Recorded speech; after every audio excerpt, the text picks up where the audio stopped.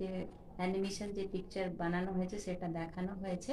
তো আমরা সবাই গেছিলাম এবং 600 জন লোকের। নমস্কার প্রিয় দর্শক, আমি বিকাশ। আপনারা দেখছেন গ্রামীণ সমাচার। রবিবার জলপাইগুড়িতে দ্য লাইট সিনেমা দেখতে ব্রহ্মকুমারী সেন্টারের ভাই বোনেদের ভিড় লক্ষ্য করা গেল শহরের একটি সিনেমা হলে। আধ্যাত্মিক 3D ছবি দেখতে ভিড় জলপাইগুড়িতে। দিনে 3টে শো করতে হচ্ছে আয়োজকদের।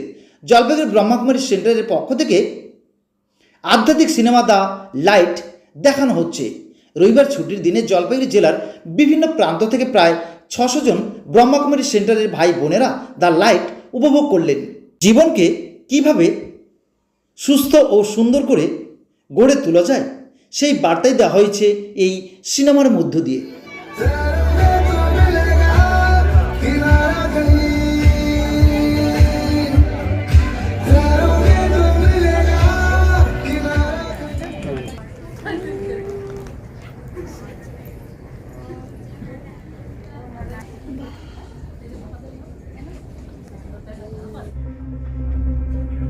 तरीके तो और भी बहुत हैं हमारे पास, बात को समझो और ये ढोंग बंद कर दो। এখানে পিকচার দেখতে আসছিলাম। কি পিকচার দেখলেন?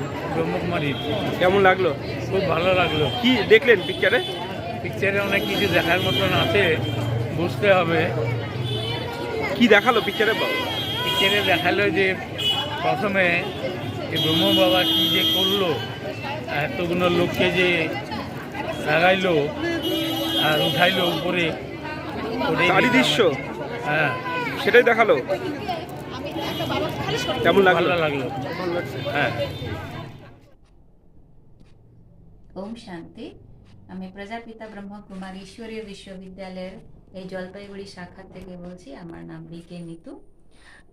আজকে আমাদের এই SVF যে পিকচার হল রয়েছে জলপাইগুড়ির মধ্যে, তো সেখানে আমাদের প্রজাপিতা ব্রহ্মর যে জীবনী, সেই জীবনীটার যে অ্যানিমেশন যে পিকচার বানানো হয়েছে সেটা দেখানো হয়েছে।